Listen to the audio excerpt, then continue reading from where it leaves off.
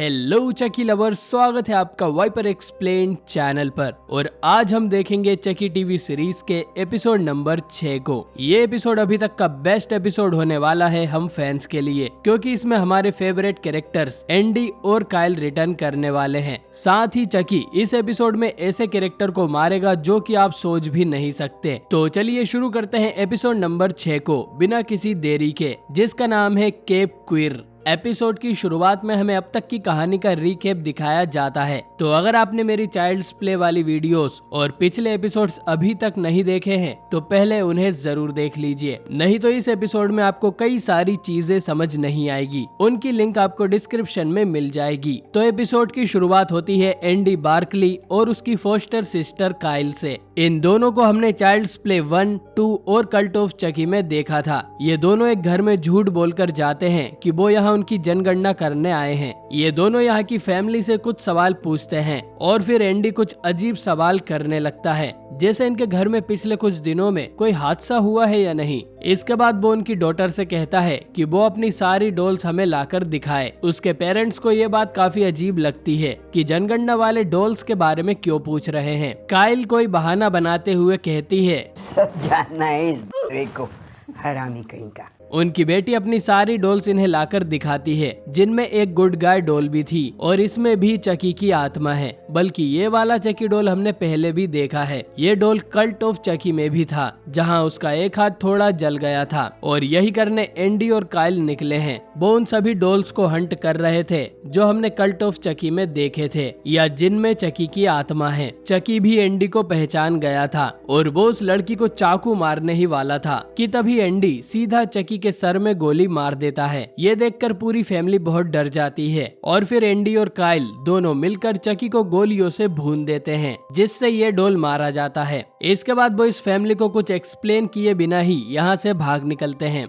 इसके बाद हमें चाइल्ड्स प्ले 1 और 2 से भी कुछ फ्लैशबैक दिखाए जाते हैं, ताकि नई ऑडियंस को पता चल जाए कि ये दोनों कौन हैं। हमें ये भी पता चलता है कि काइल का एक बॉयफ्रेंड या हस्बैंड भी है। वहीं एंडी जब तक चकी को खत्म नहीं कर देता वो चैन से नहीं बैठ सकता। काइल एंडी से ये भी पूछती है कि तुमने उस ओरिजिनल चकी का हेड इतने सालों तक अपने पास क्यों रखा था। यहाँ कल्ट ऑफ चकी की बात हो रही थी, जब एंडी ने ओरिजिनल चकी का हेड अपने घर में बंद करके रखा था और वो उसे हर रोज टॉर्चर भी करता था। एंडी को इसमें बहुत मजा आने लगा था और उसने ये जाना कि चकी को सबसे ज्यादा तकलीफ आग से होती है। काइल से हमें ये भी पता चलता है कि उसने उस हेड को ठिकाने लगा दिया है, मतलब ओरिजिनल टाको वाला आइकॉनिक चकी डॉल जो था वो मर चुका है। ये डॉल हमने पार्ट 1 से लेकर पार्ट 8 तक देखा था। काइल पूछती है कि अब बस एक ही चकी डॉल बचा है ना, जिस पर एंडी बताता है कि हाँ, डॉल तो एक ही है। चकी ने अपनी सोल के कई टुकड़े किए थे, लेकिन आखिरी टुकड़ा किसी डॉल में नहीं गया था और यहाँ वो नीका की बात कर रहा था। दूसरी तरफ हम जैक और बाकी कैरेक्टर्स को अपनी बायोलॉजी क्लास में देखते हैं और तभी ऑफिसर इवांस यहाँ आती है और इनकी टीचर मिस एफ को हाल ही में हुए सभी मर्डर्स के लिए अरेस्ट करके ले जाती है।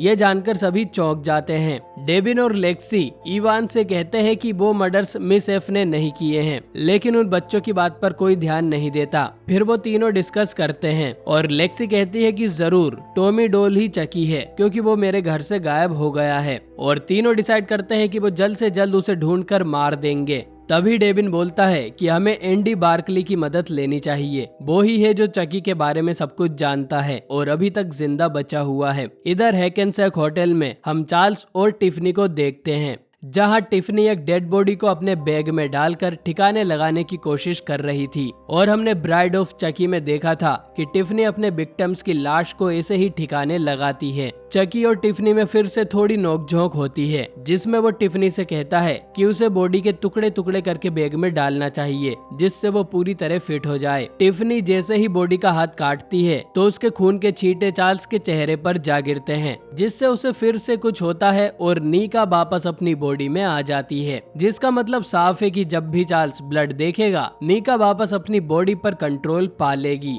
हमें फिर से 1987 का एक फ्लैशबैक दिखाया जाता है, जिसमें चार्ल्स और टिफनी एक लाल कलर की कार खरीदने गए होते हैं। और मैं आपको फिर से याद दिला दूं कि यंग चार्ल्स का रोल इस सीरीज में फियोना यानी कि नीका कर रही है। कार डीलर इन्हें बताता है कि इस कार में एक कपल को गला काटकर मार दिया गया था और हो सकता है ये काम भी चार्ल्स और टिफनी ने ही किया होगा इस कार को पाने के लिए। यहाँ डीलर एक डायलॉग भी मारता है, a true classic never goes out of style. ये लाइन चकी ने भी ब्राइड ऑफ चकी में मारी थी। अब ये दोनों पैसे देने वाली पार्टी तो है नहीं, तो ये डीलर का गला काट कर उसे मार देते हैं और कार लेकर चले जाते हैं। फ्लैशबैक के आखिर में हम ये भी देख पाते हैं कि चार्ल्स को पहले से ही वुडू मैजिक के बारे में जानने का बहुत शौक था और फिर उसने इसी वुडू मैजिक से अपनी सोल चकी डोल में डाली थी। कहानी वापस प्रेजेंट में आती है और हम देखते हैं कि ब्री ने लोगन को अपने कैंसर के बारे में बता दिया है। इसके बाद वो ये बात बताने के लिए जूनियर को भी यहाँ बुलाते हैं। ब्री बड़ी मुश्किल से ये बात जूनियर को बता पाती है कि वो बीमार है और शायद बच नहीं पाएगी। ये जानकर जूनियर रोने लगता है। ये सब जैक भी दूर से सुन रहा था और उसे भी बहुत बुरा लगता है।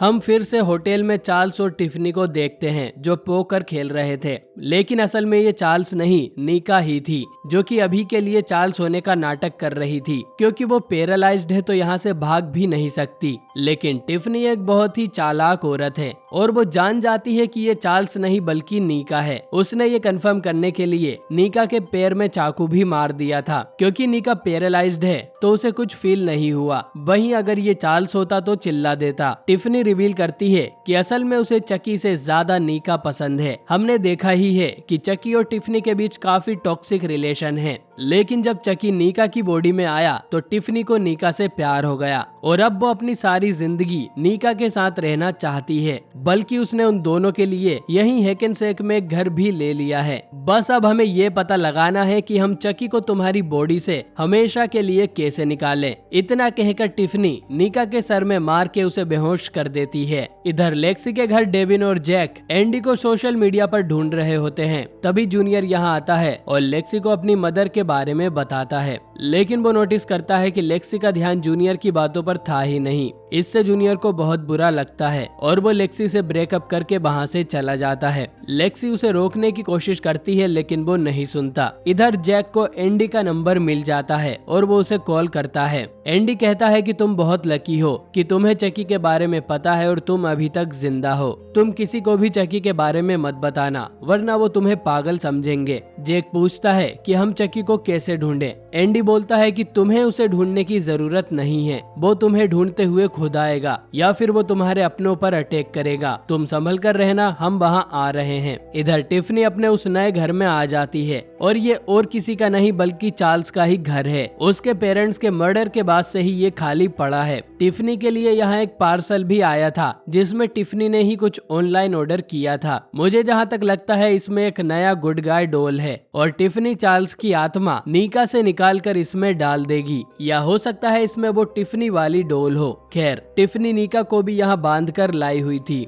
दूसरी तरफ हमें पता चलता है कि मिसेफ को पुलिस ने अरेस्ट क्यों किया है। मिसेफ के फिंगरप्रिंट्स कई सारे क्राइम सीन्स पर मिले हैं, मतलब प्रिंसिपल, ओलिवर और पैटर्न को मिसेफ ने ही मारा है। अब मुझे ये समझ नहीं आ रहा कि चकी मिसेफ को इन मर्डर्स के लिए क्यों फंसा रहा है, या शायद मिसेफ का सच में इन मर्डर से कोई कनेक्शन है। हो सकता है ये सच में ग्लेंडा हो और चकी की हेल्प कर रही हो। खैर दूसरी तरफ जूनियर भी ब्री के साथ उसके थेरेपी सेशन के लिए जाता है। वो उसे नीचे ही कार में रुकने को बोलती है। इसके बाद ब्री अपनी थेरेपिस्ट को जाकर बताती है कि मैं अपना ट्रीटमेंट नहीं करवाने वाली हूँ, बल्कि मेरे पास जितना भी टाइम बचा है वो मैं अपनी फैमिली के साथ खुशी से बिताऊंगी। सभी को एक ना एक दिन मरना ही है, तो हमें अपना हर समय अपनों के साथ एंजॉय करना चाहिए। इसके बाद ब्री वहाँ से चली जाती है और एक विंडो के पास आकर खड़ी होती है। तभी अचानक ही चकी कहीं से आता है और एक ट्रॉली से धक्का देकर ब्री को बिल्डिंग से नीचे फेंक देता है। ब्री सीधा अपनी कार पे जाकर गिरती है और उसकी मौत हो जाती है और जूनियर ये देखकर बुरी तरह शॉक में था और मेरे हिसाब से ये इस सीरीज का सबसे ज्यादा हॉरिफाइंग किल था। लेकिन सभी को यही लगता है कि ब्री ने विंडो से कूदकर सुसाइड किया है।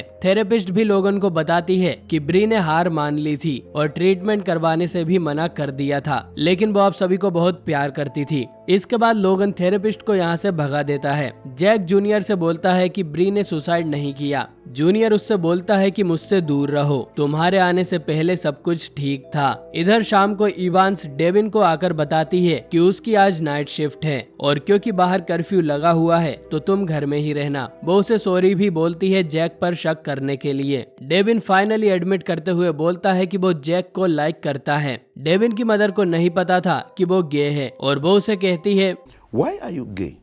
इवांस को इससे कोई प्रॉब्लम नहीं थी और वो इसे एक्सेप्ट कर लेती है। इवांस के जाने के बाद डेविन उसका एक टेजर निकाल लेता है। इसके बाद वो और लेक्सी जैक के घर जाते हैं जहां पर वो चकी के लिए ट्रैप सेट कर रहे थे। जूनियर और लोगन आज घर पर नहीं थे क्योंकि वो फ्यूनरल हाउस गए हुए थे। इन्होंने सभी विंडोज और दरवाजों को एक डोल से कनेक्ट कर दिया था ताकि जब भी चकी विंडो या डोर ओपन करेगा तो इन्हें पता चल जाएगा। इसके बाद लेक्सी जैक के बेडरूम की विंडो बंद करने जाती है। डेविन और जैक आपस में बातें करने लगते हैं कि उन्हें किसी मूवी डेट पर जाना चाहिए। जैक बताता है कि उसे हॉरर मूवीज बहुत पसंद है और उसकी फेवरेट फाइनल गर्ल लोरी है, जो कि रेफरेंस था हेलोवीन सीरीज से। तभी इन्हें घर में कुछ टूटने और चकी के हंसने की आवाज आती है। वो देखते हैं कि चकी असल में घर की चिमनी से अंदर आया है, जिसके बारे में इन्होंने सोचा ही नहीं था। इसके बाद चकी इनके साथ छुपन छुपाई खेलने लगता है। चकी ऊपर लेक्सी के पास जाता है और उसे कहता है कि मैं तुम्हें नहीं मारूंगा, अगर तुम जैक को मार दो तो तुमने उसे मारने का कभी ना कभी तो सोचा ही होगा। इतने में जैक भी इस रूम में आ जाता है और चकी उसकी टांग पर एक कट लगाकर भागने लगता है। लेकिन बाहर डेविन चकी को टेजर से झटका देता है जिससे वो दूर जाकर गिरता है और चकी बोलता है कि मैं अब इन सब के लिए बूढ़ा हो चुका हूँ। लेकिन फिर चकी डेविन को कुछ किए बिना ही यहाँ से भाग जाता है। तीनों इस बात से हैरान थे कि चकी ने उन तीनों को मारने की कोशिश क्यों नहीं की। चकी का जो भी प्लान है उसमें इन तीनों का जिंदा रहना बहुत जरूरी है। ऑफिसर इवांस भी किसी कारण से इस घर में आ गई थी, लेकिन चकी उस पर हमला कर देता है और उसे सीढ़ियों से नीचे गिरा देता है। गर्दन टूटने से इवांस की मौत हो जाती है और चकी यहाँ से भाग निकलता है और ये एपिसोड यहीं पर खत्म हो जाता है। तो दोस्तों, ये मेरा अब तक का सबसे फेवरेट एपिसोड था। इसमें चकी ने एक नहीं बल्कि 2 इम्पोर्टेंट कैरेक्टर्स को मार डाला है। साथ ही एंडी भी यहाँ आने के लिए निकल चुका है और टिफनी नीका के साथ कुछ अलग ही खिचड़ी पका रही है। तो दोस्तों, अब इस सीरीज में सिर्फ 2 एपिसोड ही बाकी रह गए हैं और मुझे नहीं लगता कि 2 एपिसोड में ये कहानी खत्म हो पाएगी और डेफिनेटली इसका सेकंड सीजन भी जरूर आएगा। आपको क्या लगता है चकी अगले एपिसोड में किसे मारेगा? कमेंट करके जरूर बताएं। बाकी वीडियो पसंद आई हो तो इसे लाइक करें, चैनल पर नए हो तो सब्सक्राइब करें। बाकी मैं मिलता हूँ आपसे बहुत ही जल्द एक नई वीडियो के साथ।